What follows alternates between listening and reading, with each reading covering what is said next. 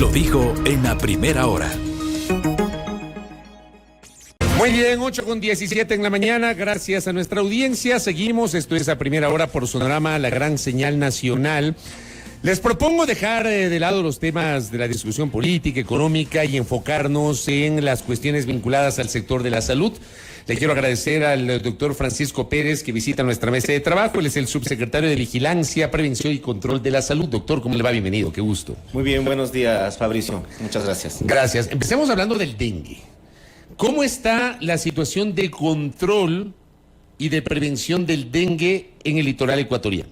Bueno, nosotros hemos realizado la semana anterior precisamente el lanzamiento de la alerta epidemiológica por el aumento del número de casos de dengue en todo el territorio ecuatoriano, pero con énfasis en 3 provincias. Tenemos 3 provincias que tienen un problema serio de dengue. Estos son Esmeralda, Santo Domingo y Manabí. Estas provincias se han visto afectadas de una forma mayor de lo que hemos visto los años anteriores, y sobre todo durante este periodo que teóricamente es un periodo de seco, ¿no? Entre los meses de junio y agosto las lluvias de la costa disminuyen, pero hemos visto que esto no ha pasado, y precisamente producto de que hay lluvias esporádicas, no hay aguaceros todo el tiempo, pero precisamente estas lluvias esporádicas son las que hacen que el agua se estanque, sobre todo en los contenedores inservibles. Y ahí es donde se desarrolla el Aedes aegypti. Efectivamente, y ahí es donde crece. Entonces, para hacer más o menos una analogía, en una cáscara de huevo se puede llenar de agua limpia de la lluvia.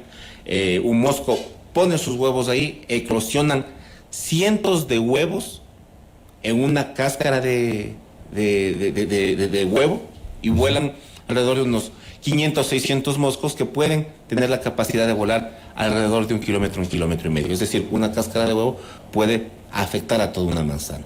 Ahora imagínese lo que es una llanta vieja, o un tarro viejo que está en el patio de una casa, o un agua empozada que está después de las lluvias cerca de las casas, de las cisternas, de los terrenos baldíos. Pero ahí hablamos justamente de la corresponsabilidad de los propietarios de las viviendas, pero también de los gobiernos locales, por ejemplo, un adecuado sistema de recolección de basura, el pavimentado, qué sé yo. Efectivamente, el control vectorial que nosotros realizamos está encaminado precisamente a realizar fumigaciones, a mirar qué tipo de mosquito está circulando en las ciudades, etcétera, etcétera. Pero nosotros tenemos una corresponsabilidad con los municipios, o más bien dicho, no sé si una corresponsabilidad, sino tenemos competencias concurrentes en el control de plagas, y algunas competencias específicas que son de los GATS, como bien lo dice usted, que es agua potable, que estén bien los sumideros de las alcantarillas y recolección de basura. Sumado a esto, a la corresponsabilidad también ciudadana de limpiar su domicilio, ¿no? De no tirar basura afuera, de eliminar de manera adecuada estos objetos inservibles que luego nos traen complicaciones. Es por eso que nosotros nos reunimos la semana anterior también a contarles a los gobiernos locales que tienen más problema: Manta, Puerto Viejo, Santo Domingo, Quimindé, Jipijapa, precisamente lo que está pasando en sus cantones. Y hemos tenido muy buenos resultados. En Santo Domingo, por ejemplo, se declaró la alerta sanitaria, y junto con la alerta sanitaria declaró emergencia sanitaria al cantón para poder movilizar recursos, para poder precisamente eliminar estos inservibles y darles buena disposición. Claro, porque nosotros a veces decimos, tenemos una minga, la gente saca todas sus cosas, y ahí hay que llegar mejor a las personas, porque sacan hasta ropa vieja, ¿no? Y para que se lleven todo, y a veces dicen el Ministerio de Salud no pasó llevando. No, esto es una competencia que le estamos realizando con los GATS, y hemos tenido muy buenos resultados en Manta, en Puerto Viejo, y en Santo Domingo también muy buenos resultados, y mucha corresponsabilidad demostrada por las autoridades. Lo que estamos enfrentando este momento es dengue clásico, o también hay el riesgo del dengue hemorrágico, doctor. Bueno, nosotros ya no tenemos esas definiciones de dengue clásico. ¿Es un solo dengue? Hay un dengue que es un dengue sin complicaciones y dengue con complicaciones. O sea, que yo me quedé entonces en el dengue clásico y en el dengue hemorrágico. O sea, es un solo dengue con y sin complicaciones. Exactamente. Un dengue generalmente no se complica, pero hay en algunos casos, por los serotipos, por la susceptibilidad del huésped, que puede complicarse, o por la automedicación. Es un dengue normal que podía pasar un periodo de convalecencia y pasar sin mayores novedades. Si las personas se automedican y toman algunos, sobre todo antiinflamatorios, pueden generar complicaciones que pueden agravarse y llegar hasta la muerte, ¿no? Entonces, ya hasta el momento nosotros tenemos 16 casos de personas fallecidas a nivel nacional, que son los mismos casos que hemos tenido el año anterior, teniendo en cuenta que todavía nos falta los periodos de temporada invernal y que se va a acercar el fenómeno del niño, ¿no? Que el día lunes tendremos nosotros un COE nacional donde nos van a explicar más o menos cómo va a quedar las alertas y qué es lo que... Y más o menos están ya las previsiones de si va a ser un fenómeno del niño importante o no tanto. Entonces, eso justamente le iba a preguntar. ¿Cómo estamos preparados a nivel sanitario? Con esta explicación que usted acaba de señalar, los diálogos con los gobiernos locales. ¿Cómo estamos preparados a nivel sanitario para lo que se viene, que es el fenómeno del niño, doctor? Bueno, nosotros hemos hecho nuestros deberes, ¿no? Estamos comprando bombas, hemos comprado insecticidas, hemos dado provisión de servicios de atención, es decir, nosotros tenemos pruebas diagnósticas, tratamientos, no solo para el dengue, sino también para otras enfermedades que pueden aumentar pretexto del fenómeno del niño, como la malaria, por ejemplo, la leptospirosis, que tiene que ver con cuando las ratas salen y ensucian, por ejemplo, las aguas, y esto nosotros tenemos contacto, o también las picaduras de serpientes. Nosotros, cuando existen inundaciones, las serpientes salen de su hábitat normal y comienzan a subir hacia los lugares secos, que son generalmente donde están las personas, y se produce un mayor número de picaduras de serpiente. Una serie de parámetros que nosotros los tenemos en cuenta, y hemos comprado suelos antiofídicos, etcétera, etcétera, para poder estar más o menos preparados. También lo que hemos hecho es, tenemos nosotros alrededor del reconocimiento de los lugares donde que hay más riesgo histórico de inundaciones, son más o menos 680 unidades de salud que se verían afectadas. En la costa. A nivel nacional, porque no solo nosotros hemos mapeado. No es solo la costa. No es solo la costa. O sea, cuando hay el fenómeno del niño, hay temporadas lluviosas casi en todo el país. En algunos lugares no va a haber inundaciones, pero sí va a haber deslaves, va a haber lugares donde van a quedar bloqueadas algunas poblaciones, porque esto es lo que ha pasado en años anteriores cuando ocurre esto, ¿no? No solamente es el riesgo de inundación, sino también el riesgo de deslave, el riesgo de mucha lluvia, etcétera, etcétera. Por ejemplo, en la sierra, aunque no va a haber inundaciones, pero si aumentan las lluvias, en algunos lugares puede caer granizo, se pueden caer los techos, y nosotros tenemos mapeado todo este tipo de gestiones, costa, sierra y oriente, y más o menos son unos 660 centros de salud que se podrían ver afectados dependiendo de la intensidad del fenómeno del niño, y nosotros en estos centros de salud ya hemos levantado un plan contingente. Uno, para prepararnos, ¿no? Para limpiar las canaletas, que no se inunde, limpiar los sumideros, etcétera, etcétera, pero sobre todo también tener los planes de contingencia en el caso de que, por ejemplo, hay un centro de salud que se va a inundar sí o sí porque está en un sector que siempre se inunda, pues saber a dónde tienen que ir los pacientes, saber a dónde se va a derribar y cómo se va a hacer, ¿no? Eso por un lado, y por otro lado, también hemos estado gestionando unos centros de hidratación y cómo van a actuar los hospitales grandes que tienen mayor capacidad para poder atender las posibles consecuencias del fenómeno del niño, que aumentarán. Por ejemplo, cuando tenemos dengue, también hay este dengue grave o con signos de alarma, que lo que necesitan es hospitalización, hidratación, etcétera, etcétera. Y ya tenemos nosotros, por ejemplo, en Guayaquil, 20 puestos solo de hidratación específicos para poder nosotros trabajar en caso de que exista un aumento de casos. Hemos hecho los deberes, estamos preparando. De hecho, la Vicepresidencia de la República nos va a pedir cuentas precisamente del plan de preparación del fenómeno del niño el día lunes, y nosotros pues hemos hecho un trabajo que esperemos que sea suficiente para poder aplacar los efectos, que también nos contarán el día lunes, cómo va a llegar. Sabemos que va a llegar el niño, pero no sabemos cuál va a ser la intensidad, ¿no? Claro, y estamos cruzando los dedos de que no sea tan intenso, de verdad, que no nos golpee con tanta fuerza como ha sido la previsión inicial. Cambio de tema, ¿qué pasa con salud mental? Que entiendo también es una preocupación que tienen ustedes, que tenemos los ecuatorianos. ¿Qué cifras manejan ustedes sobre suicidios y qué se está haciendo respecto de la prevención del suicidio desde las competencias del Ministerio de Salud, doctor? Bueno, la salud mental para el Ministerio de Salud Pública es algo muy importante. De hecho, con el doctor Ruales se creó desde la misma doctora Garzón estuvimos trabajando ya en el nuevo estatuto para crear la Dirección Nacional de Enfermedades Crónicas y Salud Mental, que antes no existía, ¿no? Además se postuló para que este año, por primera vez, tengamos un proyecto de inversión por $27 millones para trabajar en salud mental y consumo de drogas. Y esto es contratar además a más de 160 profesionales de la salud para todo el país. Pero aparte de eso, nosotros hemos visto, estamos haciendo una cosa que ha sido complicada a realizar por las características que tienen los problemas de salud mental, que es la vigilancia del suicidio, ¿no? Entonces nosotros hemos visto cómo justo en el periodo que salimos nosotros de la pandemia, que sería más o menos mediados del 2021, hubo un aumento en el número de suicidios. Y este año ha disminuido un poco, pero sigue estando a la alza, ¿no? Ha disminuido con respecto al 2021. O sea, estadísticamente. Estadísticamente sigue estando al alza, sigue siendo preocupante. Sí, porque da la sensación, en cambio, de que hay un aumento.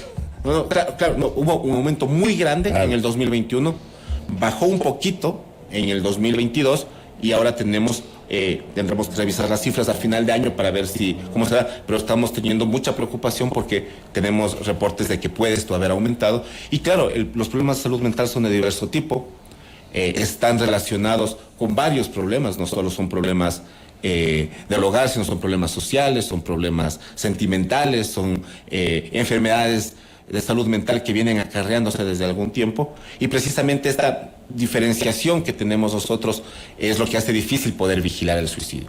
Lo que sí nosotros hemos podido observar, que esto coincide con todas las cifras de todos los países del mundo, que las personas que más intentan suicidarse son mujeres. De estos, un gran porcentaje de mujeres entre los 15 y 19 años, y también mujeres entre los 20 y 49 años de edad. Pero fracasan en su proceso de suicidio, es decir, toman decisiones y son intentos autolíticos que no se terminan concretando con el fallecimiento. Pero los que menos se suicidan son los hombres, pero son más efectivos por el método en el que se suicidan. Por ejemplo, un hombre es más drástico, una mujer puede envenenarse, optan más por el envenenamiento, pero un hombre opta más, por ejemplo, por arrojarse de un puente, por ahorcarse. Pero esto es mucho, en términos generales, más efectivo, más cruento también, y hay más hombres que se suicidan que mujeres.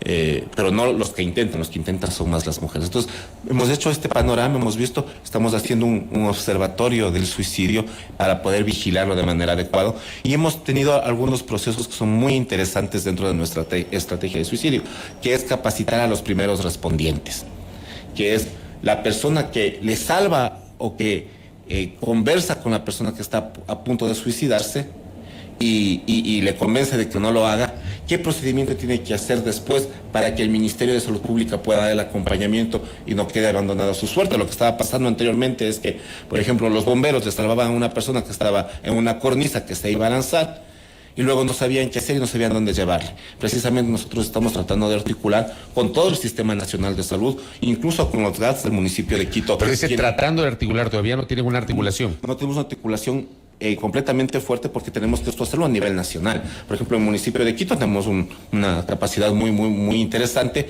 porque también tienen psicólogos que están contestando llamadas y que están trabajando con nosotros. Cuando tienen necesidad de que sean internados nos avisan y nosotros los trasladamos, pero esto tiene que estar a nivel nacional, porque existen provincias donde existe mayor número de suicidio.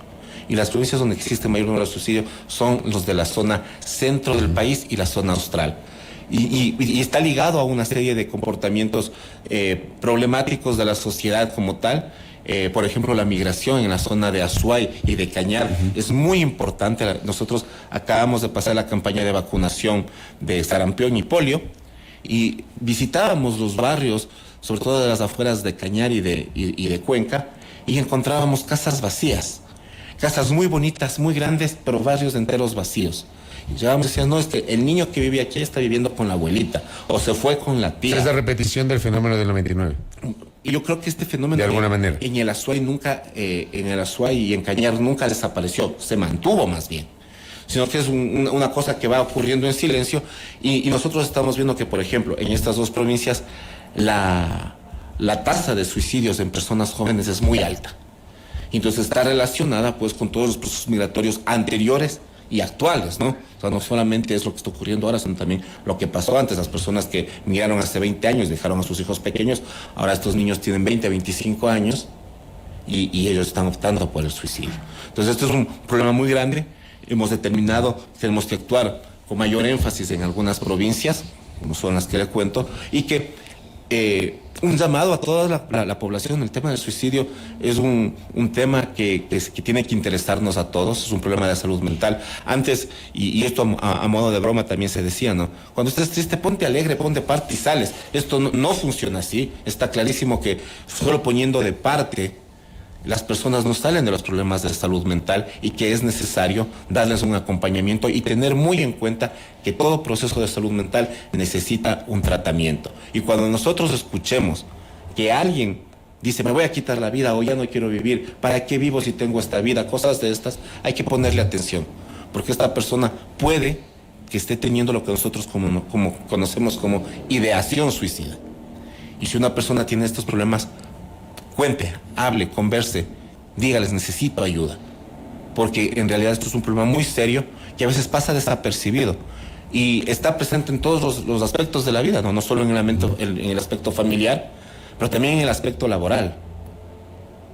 Muchas veces la familia no se entera qué es lo que está pasando en el trabajo, y puede tener mucha carga de trabajo, o puede que tenga muchos problemas familiares que no los cuentan en el hogar, pero los cuentan en el trabajo. Y lo mismo ocurre en las escuelas y colegios, ¿no? Entonces, nosotros hemos tenido lamentablemente hace algunos meses un chico interno rotativo de un hospital que se suicidó, y estaba relacionado incluso a problemas que los acarreaba desde hace muchos años atrás, y nadie del contexto, ni laboral ni familiar, pudo darse cuenta a tiempo, o las señales que él dio no fueron tomadas en cuenta. Doctor, usted mencionó dentro de su alocución el tema de la vacunación. ¿Terminó ya la vacunación de las polivalentes, me parece? Sí, bueno, nosotros hemos terminado ya la vacuna bivalente, que estaba prevista precisamente para las personas de mayor riesgo, para las personas adultas mayores, personal sanitario, personal de primera línea, personas con enfermedades crónicas. Ya hemos terminado, hemos aplicado casi 300,000 dosis de esta vacuna a nivel nacional. Tenemos todavía vacuna con la cepa original, se podría decir, tenemos todavía vacunas más, y hemos detectado que esta semana, la anterior y esta semana, han aumentado un poquito los casos. Tenemos ya las variantes de preocupación, la EG y la XBB, que ya están circulando en el país, y es necesario seguirnos protegiendo. No tenemos una explosión de casos, pues ya hemos visto que hay una tendencia a la alza que se va viendo muy poquito, ¿no? Nosotros teníamos más o menos unos 150, 170 casos. La semana anterior hemos tenido 200, ahora hemos tenido casi 210, me parece. Entonces, vemos como que va aumentando un poquito. Esto se puede deber a las variantes por un lado, pero también al cambio de clima, un poco a las lluvias, etcétera, etcétera. Claro, acá en Quito, por ejemplo, esta semana ha sido una semana muy calurosa. Ayer fue un día muy, muy, muy caluroso.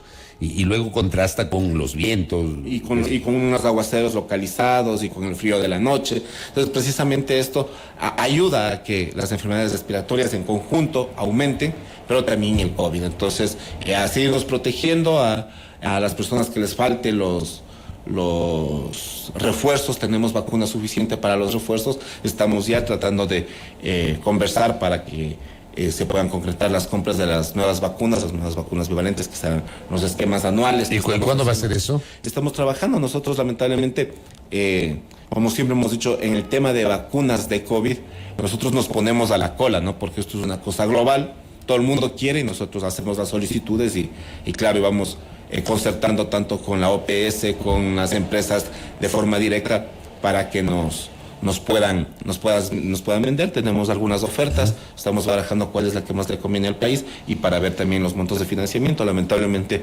nuestros tiempos políticos, como usted sabe, son diferentes, y estamos también cerrando de la mejor manera para que todas las acciones, por lo menos que tenemos, sobre todo las de prevención, queden aseguradas para el próximo año. ¿Ustedes van a dejar actualizado o avanzado una nueva actualización del cuadro básico de medicamentos? Del cuadro básico de medicamentos ya está actualizado, se lo actualizó este año, y lo que se hizo, por ejemplo, con el cuadro nacional de medicamentos, es que ya se puede incluir medicamentos de una manera más expedita. Cambiamos toda la normativa para que se pueda incluir cuando cualquier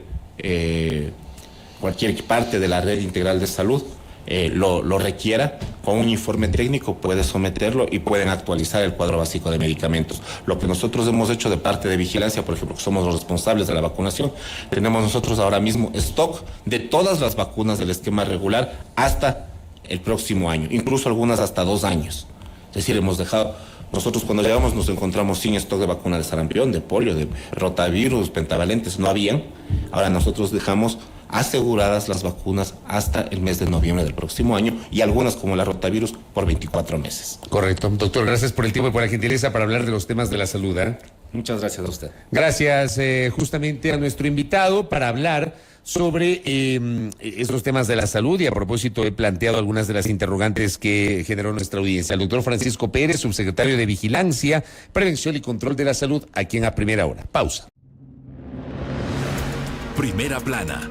Todas las noticias, todas las voces.